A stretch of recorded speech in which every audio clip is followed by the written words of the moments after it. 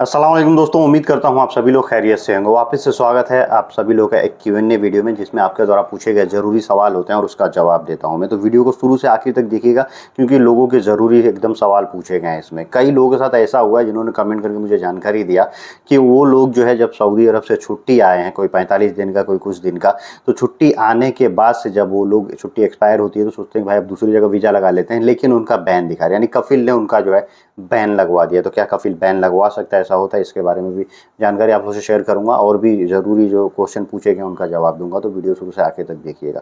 चलिए, वीडियो की शुरुआत करने से पहले आप लोगों से गुजारिश करता हूं, अगर आप लोग मेरे चैनल पर नए हैं तो चैनल को सब्सक्राइब करके और नोटिफिकेशन ऑन कर लीजिए। फेसबुक इंस्टाग्राम पर अभी तक फॉलो नहीं किया तो आप मुझे फॉलो कर सकते हैं। एक भाई हैं MD अरशद, इनका पहला सवाल लेना चाहूँगा। ये कह रहे हैं कि मेरा मेडिकल हो गया है, बायोमेट्रिक कराने में एज कितना होना चाहिए, कितना एज होना चाहिए? तो देखिए, मेडिकल अगर हो गया, सऊदी जाने के लिए 21 साल की एज है। सऊदी वर्क वीज़ा पे अगर आपको जाना है तो 21 साल से ऊपर की एज होनी चाहिए। तो 21 साल से ऊपर की एज होगी आपकी तो आपका मेडिकल हो गया होगा। कई लोगों का 10 दिन, 20 दिन, 1 महीना बाकी रहता है, तभी भी गम का निकल जाता है, तो मेडिकल हो जाता है। तो अगर आपका मेडिकल हो गया है तो बायोमेट्रिक का अपॉइंटमेंट लेंगे, बायोमेट्रिक भी हो जाएगा, उसमें भी कोई इशू नहीं होगा। बस 21 साल से एज ज़्यादा होनी चाहिए, और जब का अपॉइंटमेंट आपका ऑफिस वाला काट के देगा, आप जाइए, आपका बायोमेट्रिक करा लीजिए। एक भाई है कपिल गुज्जर, इनका सवाल है कि सर मैं 2016 में केवल छुट्टी आया था 45 दिन की, लेकिन अभी वीज़ा नहीं लग रहा है, यही मरहल मना लिख कर आ रहा है, मना दुकुल टाइप का लिख के आ रहा है। कोई बोलता है कि कपिल ने बाद में एग्जिट मारा होगा बाहर से, क्या ऐसा हो सकता है? देखिए, सबसे पहली चीज़, ऐसे भाई का एक और सवाल है, उनका भी इसमें लूँगा मैं। तो पहली चीज़ कि जो लोग भी छुट्टी आते हैं, छुट्टी आने के बाद कपिल कुछ नहीं कर पाता है, लेकिन अभी शायद आप बता रहे हैं 2016 में छुट्टी आए थे, तो कुछ हो सकता है आपके पास, हो सकता है कि छुट्टी पेपर उसने आपका नकली दिया हो। कई जो है ना कफ़ी लोग ऐसा काला कांडी करते हैं कि वर्कर को बुला लेते हैं, बोलते हैं भाई मैं मसूल हूँ, कोई टेंशन नहीं है, इकामा भी नहीं देते, बोले बन गया है। कई बार फर्जी इकामा बनवा के भी दे देते हैं ताकि इत्मीनान रहे आदमी को, और आदमी को अपने पास से जो है हरूफ में डाल दिया करते थे कि मतलब आदमी हमारे पास नहीं है, उसका इकामा ये सब कुछ बनाना नहीं है, और पुलिस वगैरह कुछ होता तो बार बार संभाल लेते होंगे और आपको रखे होंगे। आपको लगता होगा मैं लीगल हूँ, लेकिन आप इलीगल होंगे। फिर आपको जब घर भेजना होगा तो फाइनल एग्जिट लगा के सेटिंग से आपको भिजवा दिया होगा, और आपको बोला होगा कि छुट्टी लगाया हूँ। तो वो अगर ऐसे भिजवाया होगा तो इस केस में आपका मरहल मना दुखुल आएगा। हो सकता है कि ऐसे भिजवाया हो, कुछ काला कांडी करके भिजवाया। जब आप अपने देश आ जाते हैं तो कुछ नहीं हो सकता है। हाँ, अब वो अगर चाहे, कोई कफिल चाह कर भी जो है किसी का एंट्री बैन नहीं करवा सकता है। एंट्री बैन करना मिनिस्ट्री के हाथ में होता है, जौजात के हाथ में होता है, वो आपके केस के अकॉर्डिंग है।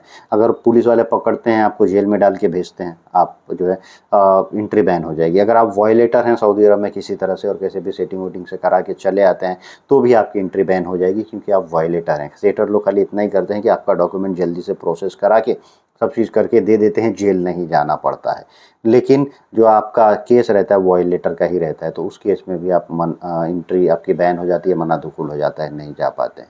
आप एक बार फिर हो सके तो आप पेपर निकलवाइए। पेपर निकलवाने में भी गलती होती है। कई लोग ऐसे पेपर निकालने वाले हैं आजकल, जो लोग जो है पैसा तो ले लेते हैं पूरा जेनविन का, कम ज़्यादा करके जितना भी लें, और बाद में पेपर जो है खुद एडिटेड पेपर निकाल के आपको दे देते हैं, क्योंकि उस पेपर को आप चेक नहीं कर पाएंगे कहीं भी। तो बंदे का आप जेनविन बंदे का सिलेक्शन कीजिए। आपने अगर एक दूसरे से निकलवाया तो दूसरे किसी बंदे से निकलवाइए एयरपोर्ट पर, और फिर देखिएगा उसमें क्या स्टेटस आ रहा है। इकामा नंबर से निकलवाइए। आप मुझसे भी कांटेक्ट कर सकते हैं। एक भाई है एसआर करके कि अस्सलाम वालेकुम भाई, मैं छुट्टी आया था, मेरे कफिल ने प्रिंटिंग ब्लॉक करवा दिया है, मैं कुवैत जा सकता हूँ? इनका भी उनसे मिलता जुलता ही ये है कि इनको भी बोल रहे हैं कि मैं छुट्टी आया था और कफिल ने मेरा जो है एंट्री बैन लगवा दिया, तो इन्होंने प्रिंटिंग ब्लॉक लिखा है, हो सकता है यानी वहाँ पे नहीं जा सकते, फिंगरप्रिंट लगा के ब्लॉक करवाया होगा, ये इनका कहने का मतलब है। तो क्या कुवैत जा सकते हैं? जिनका भी एंट्री बैन रहता है नॉर्मली, सऊदी अरब में कोई बड़ा क्राइम नहीं है, तो पूरे GCC में बैन नहीं होते हैं, वो सऊदी छोड़ के और कहीं भी जा सकते हैं, कोई दिक्कत नहीं है। अगर आप नॉर्मली ये सब, आप तो बोलेंगे मैं छुट्टी आया था, तो आप उस हिसाब से जो है दूसरी जगह जा सकते हैं। भाई यहाँ सोनू करके कह रहे हैं कि भाई मेरा 4 महीना हो गया, कफिल ने अभी तक इकामा नहीं बनाया था, मैं कफिल के पास से ये भाग गया, बोले मैं भाग गया हूँ, घर कैसे आऊँ? तो आपको बताना चाहूँगा कि वहाँ पे कई सारे ऐसे सेटर होते हैं अच्छे, आप किसी की पहचान हो तो बात करके आप करा के वापस अपने देश आ सकते हैं, नहीं तो आप एम्बेसी में कांटेक्ट करके आ सकते हैं।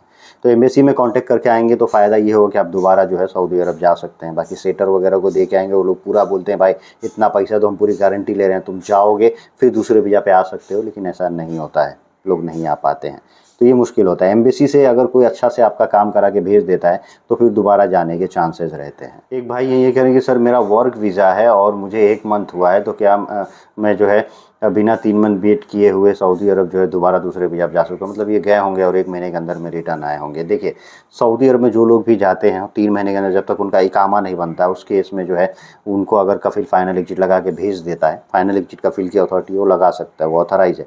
तो वो लगा दिया तो फिर आप आ गए तो आप एनी टाइम दूसरे वीज़ा पे जा सकते हैं। लोग ऐसा बोलते हैं कि 3 महीने का वेट कर लो फिर दूसरे वीज़ा पे जाना।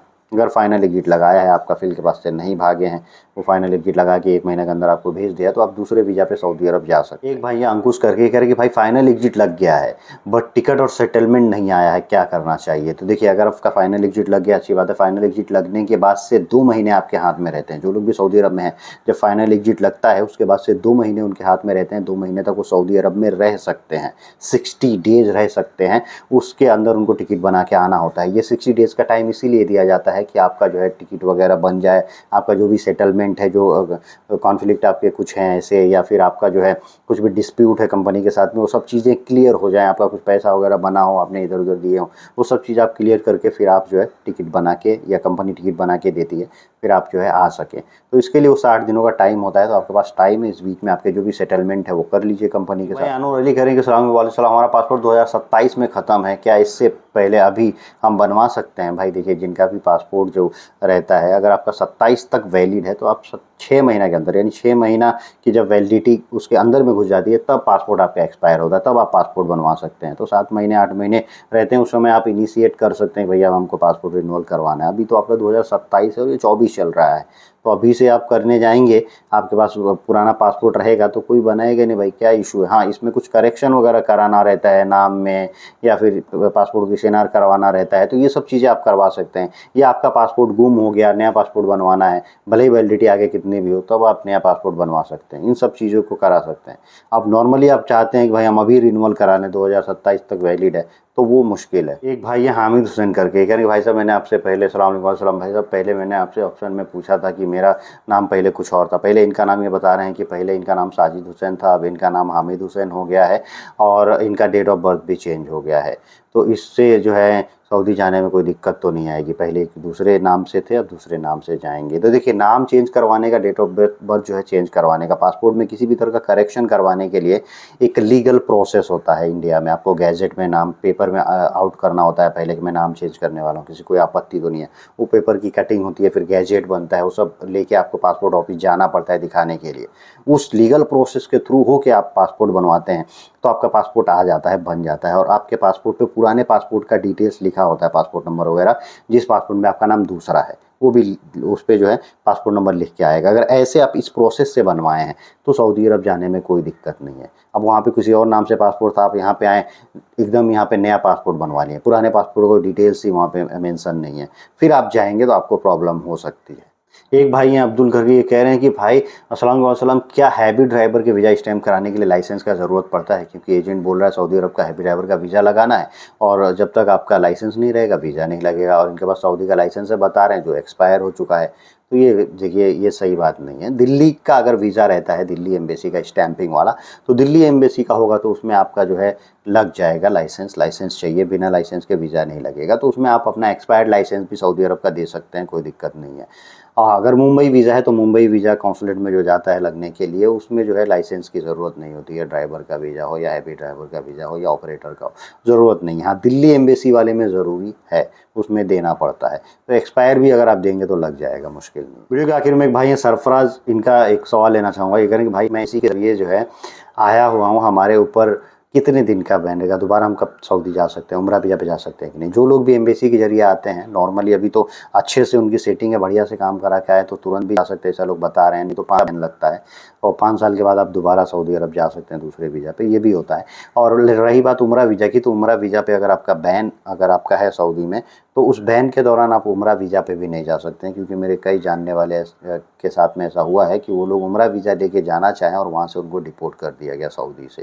तो इन चीज़ों का ध्यान रखिए। पहले आप एयरपोर्ट प्रिंट निकलवा के अपना स्टेटस चेक करवा लीजिए कि आप जा सकते हैं कि नहीं। एयरपोर्ट प्रिंट निकलवाने के लिए कोई भी भाई अगर चाहते हैं तो मुझसे कांटेक्ट कर सकते हैं, मैं निकलवा के देता हूँ।